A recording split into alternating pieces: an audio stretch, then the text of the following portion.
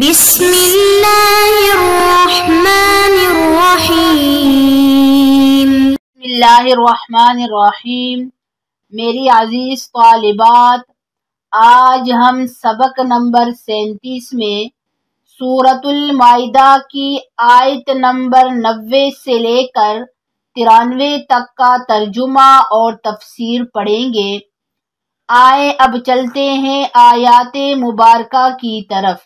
اعوذ باللہ من الشیطان الرجیم، بسم اللہ الرحمن الرحیم۔ یا ایہا الذین آمنوا انما الخمر والمیسر والانصاب والازلام رجس من عمل الشیطان فاجتنبوه لعلکم تفلحون۔ انما يريد الشيطان ان يوقع بينكم العداوة والبغضاء في الخمر والميسر ويصدكم عن ذكر الله وعن الصلاة فهل أنتم منتهون؟ وأطيعوا الله وأطيعوا الرسول واحذروه فَإِن تَوَلَّيْتُمْ فَاعْلَمُوا أَنَّمَا عَلَى رَسُولِنَا الْبَلَاغُ الْمُبِينُ۔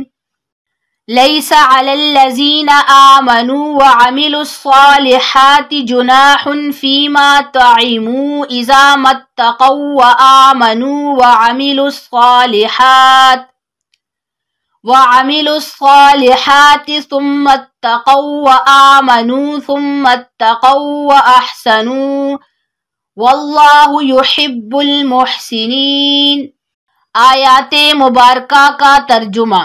یا ایہا الذین آمنوا، اے ایمان والو، انما الخمر والمیسر، بے شک شراب اور جوا، والانصاب اور بت، والازلام اور جوئے کے تیر، رجسن ناپاک ہیں، من عمل الشیطانی شیطان کے کام ہیں، فاجتنبوہ پس تم ان سے بچتے رہو، لعلکم تفلحون تاکہ تم کامیاب ہو جاؤ۔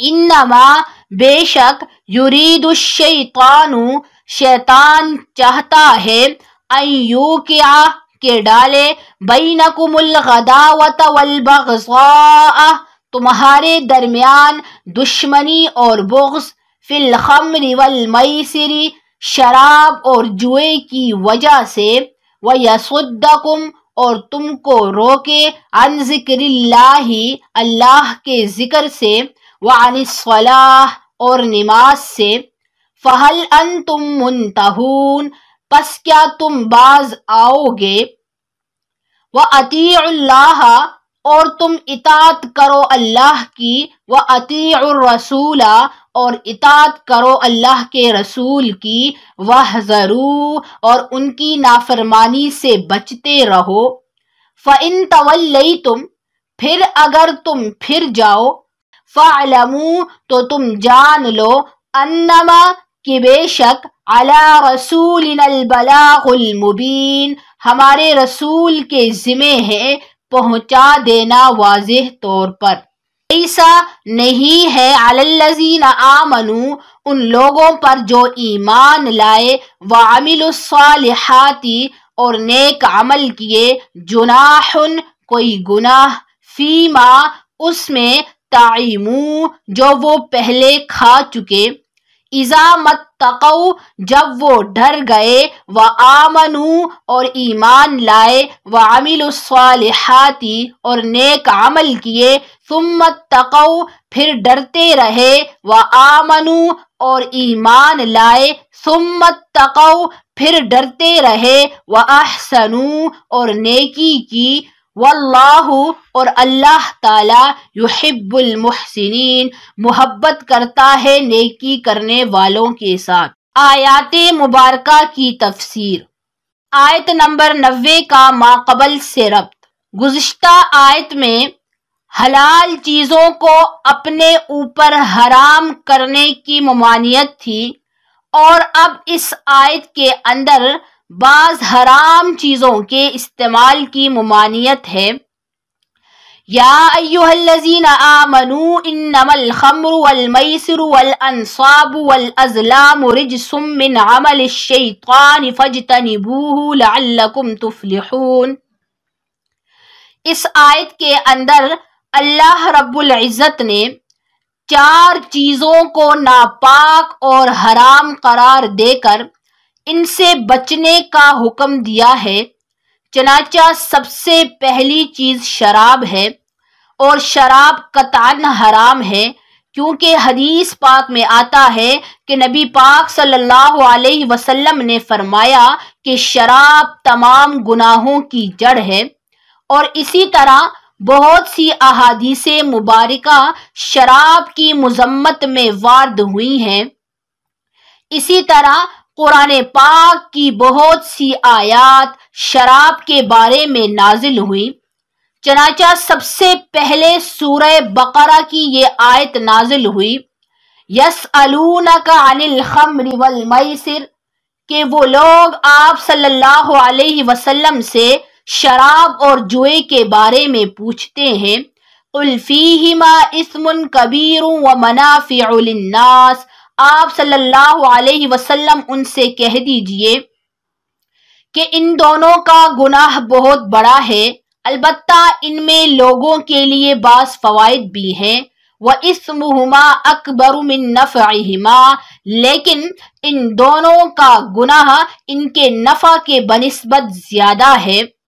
لیکن چونکہ اس آیت کے اندر بھی شراب کی حرمت کا واضح حکم نہیں تھا، اس لیے حضرت عمر رضی اللہ تعالی عنہ پھر یہی دعا کیا کرتے تھے کہ اے اللہ ہمارے لیے شراب کا کوئی واضح حکم نازل فرما۔ پھر اس کے بعد تیسری بار سورۃ المائدہ کی مذکورہ آیات نازل ہوئی۔ جب یہ آیات نازل ہوئی تو حضرت عمر رضی اللہ تعالی عنہ پکار اٹھے کہ ہمیں شراب سے منع کیا گیا ہے۔ ان آیات کے نزول کے بعد آپ صلی اللہ علیہ وسلم نے اعلان فرمایا کہ شراب کا پینا، بیچنا، خریدنا اور بنانا سب ممنوع ہے۔ اس لیے صحابہ کرام رضی اللہ تعالی عنہم نے شراب کے مٹکے توڑ ڈالے اور شراب مدینہ کی گلیوں میں پانی کی طرح بہنے لگی۔ العرض شراب حرام ہے۔ اور دوسری چیز جوا ہے۔ شراب کی طرح جوا بھی قطعاً حرام ہے۔ اہل عرب تیروں کے ذریعے سے جوا کھیلتے تھے، لیکن آج کے دور میں وہ تمام کھیل جوئے میں شامل ہیں جن میں ہار جیت کا فیصلہ اور شرط لگائی جائے، جیسے شطرنج وغیرہ۔ اور تیسری چیز انصاب ہے۔ انصاب نصب کی جمع ہے بمانی بت، اور چوتھی چیز ازلام ہے۔ ازلام ظلم کی جمع ہے، اور ان کی مکمل تفسیر سورۃ المائدہ کی آیت نمبر 3 میں گزر چکی ہے، لہٰذا ہم اسی پر اکتفا کرتے ہیں۔ البتہ ازلام کی ایک صورت یہ بھی ہے کہ اہل عرب میں یہ رواج تھا کہ 10 آدمی مل کر ایک اونٹ ذبح کرتے تھے، اور ہر شخص کو برابر حصہ نہیں دیتے تھے، بلکہ وہ 10 تیر مقرر کرتے اور ان میں سے 7 تیروں پر 1، 2 یا 3 حصے لکھتے اور 3 تیر سادہ رکھتے تھے۔ پھر ان تیروں کو لفافے میں ڈالتے اور ہر ایک کے لیے ایک ایک تیر نکالتے۔ پھر جس شخص کے حصے میں جتنے حصے نکلتے تو اس کو اتنے حصے دیتے تھے، اور جس شخص کا تیر سادہ نکلتا تو اس کو کچھ بھی نہیں دیتے تھے، یعنی وہ لوگ برابر حصے تقسیم نہیں کرتے تھے، اور ازلام کی یہ دونوں صورتیں حرام تھیں۔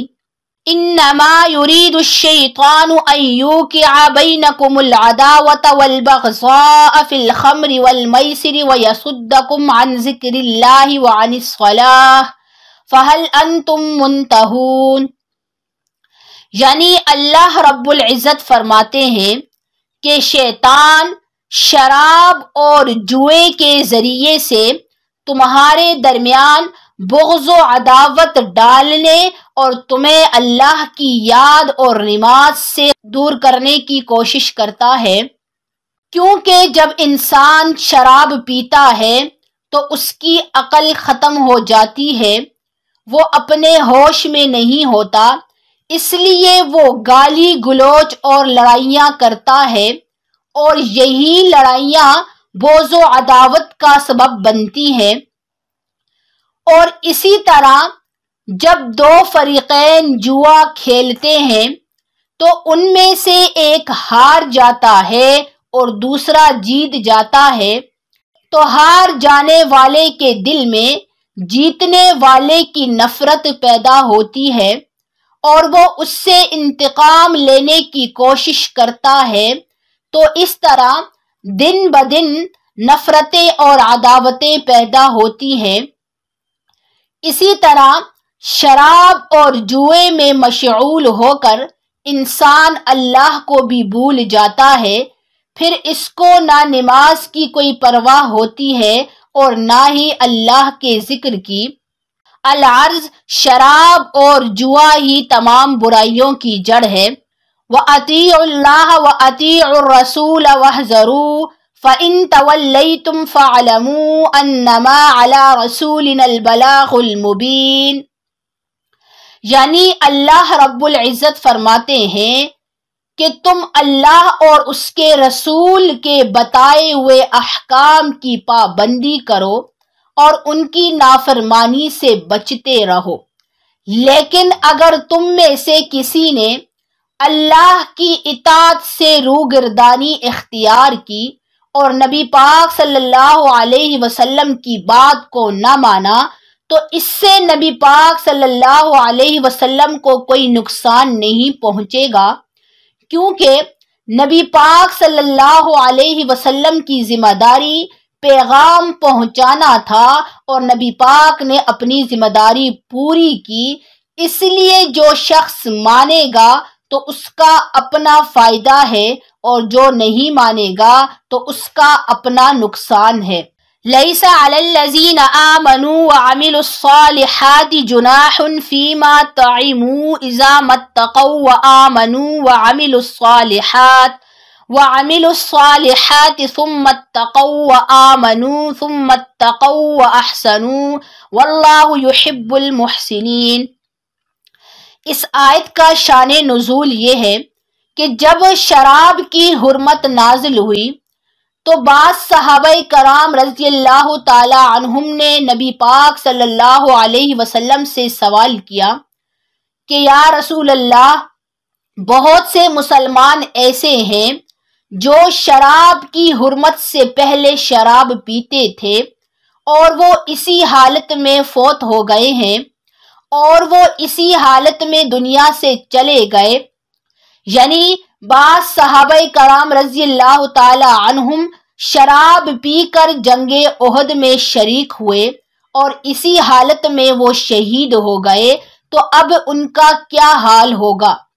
تو اس پر یہ آیت نازل ہوئی کہ جو لوگ ایمان لائے اور نیک اعمال کیے اور آئندہ گناہ کرنے سے بچتے رہے اور اپنے ایمان پر قائم رہے تو ایسے لوگوں کے لیے پہلے پی ہوئی شراب کی وجہ سے کوئی گناہ نہیں۔ اب اس آیت کے اندر 3 دفعہ تقوی کا لفظ آیا ہے، تو پہلے تقوی کا مطلب یہ ہے کہ وہ لوگ اللہ سے ڈرے، اور دوسرے تقوی کا مطلب یہ ہے کہ وہ لوگ آئندہ گناہ سے بچتے رہے، اور تیسرے تقوی کا مطلب یہ ہے کہ وہ لوگ اپنے ایمان پر قائم رہے۔ الغرض یہ لوگ نیکیاں کرنے والے ہیں اور اللہ تعالیٰ نیکیاں کرنے والوں کو پسند کرتا ہے۔ ہمارے آج کے سبق کا خلاصہ یہ ہے، آیت نمبر 90 سے لے کر 93 تک کا ترجمہ اور تفسیر، اور انشاءاللہ کل ہم سبق نمبر 38 میں آیت نمبر 94 کا ترجمہ اور تفسیر پڑھیں گے۔ والسلام علیکم ورحمۃ اللہ وبرکاتہ۔